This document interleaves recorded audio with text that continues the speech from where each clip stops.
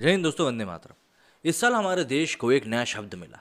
वो नया शब्द भी कैसा भाई, नरेंद्र मोदी ने लोकसभा को एड्रेस करते हुए एक शब्द का प्रयोग किया जिसका कि नाम था आंदोलन जीवी। दरअसल इस समय देश में कई सारे आंदोलन चल रहे हैं, मतलब जगह जगह पर छोटे छोटे आंदोलन चल रहे हैं।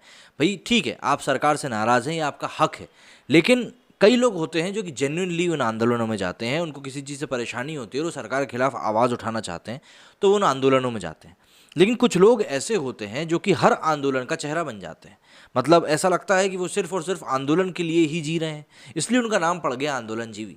कई सारे लोग हैं इसमें, मतलब अब नाम लेके किसी को क्या फेमस करना, लेकिन हाँ कई सारे लोग मौजूद हैं।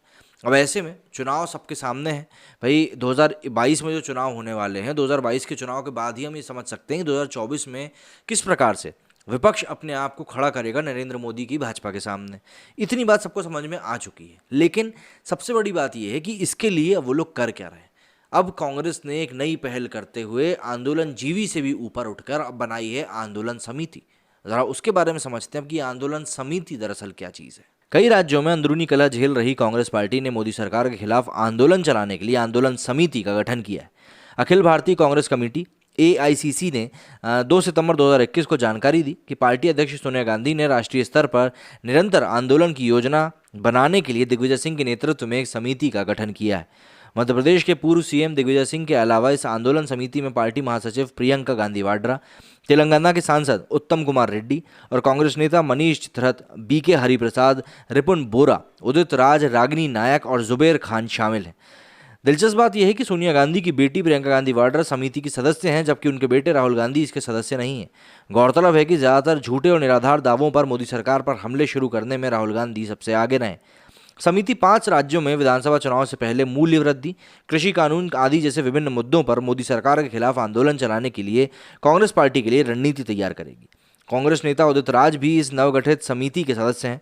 उन्होंने कहा कि अब तक कोई बैठक नहीं हुई है, लेकिन मूल्य वृद्धि, कृषि कानून और अन्य मुद्दों पर निरंतर आंदोलन की आवश्यकता इस समय दिखाई पड़ रही है। ये समय की मांग भी है और देश की ज़रूरत भी है, लोगों की ज़रूरत है, इसको समझना पड़ेगा। राहुल जी इसके लिए लड़ रहे हैं, किसान भी लड़ रहे हैं, लेकिन इसे और भी ज़्यादा मजबूती देने की इस समय सबसे ज़्यादा ज़रूरत है। इस 9 सदस्यीय आंदोलन समिति का गठन कांग्रेस पार्टी द्वारा स्वतंत्रता के 75वें वर्ष के लिए समारोह की योजना बनाने के लिए 11 सदस्यीय समिति के गठन के बाद किया गया। पूर्व प्रधानमंत्री मनमोहन सिंह को अध्यक्ष और कांग्रेस नेता मुकुल वासनिक को समिति का संयोजक नियुक्त किया गया। कांग्रेस के वरिष्ठ नेता AK Antony, Meera Kumar, Ambika Soni, Ghulam Nabi Azad, Bhupinder Singh Hooda, Pramod Tiwari, Mullappally Ramchandra, KR Ramesh Kumar और प्रद्युत बोरदोलाई समिति के अन्य सदस्य भी हैं। ये समिति कांग्रेस पार्टी द्वारा स्वतंत्रता के 75वें वर्ष के वार्षिक समारोह की देखरेख करेगी, जो प्रधानमंत्री नरेंद्र मोदी द्वारा शुरू किए गए आज़ादी का अमृत महोत्सव के समानांतर चलेगी।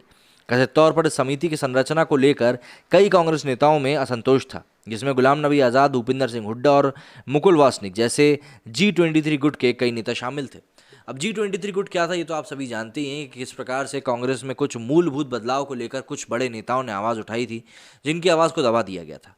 और अब इस आंदोलन समिति का काम है भाई आंदोलनों की देखरेख करना, और आंदोलन किस प्रकार से होते हैं हम सभी जानते हैं।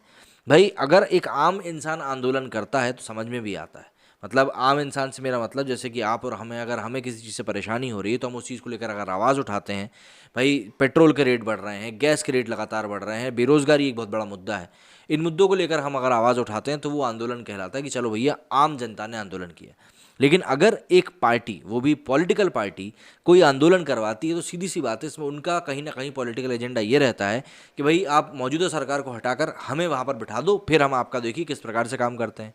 और काम अल्टीमेटली, मतलब क्या बोलूँ मैं, आप तो जानते ही हैं। तो इसी प्रकार से चीज़ें चल रही। तो आपका क्या कहना है इस आंदोलन समिति के बारे में, मुझे कमेंट करके जरूर बताइएगा। मेरे इस वीडियो में फिलहाल इतना ही। जय हिंद, जय भारत।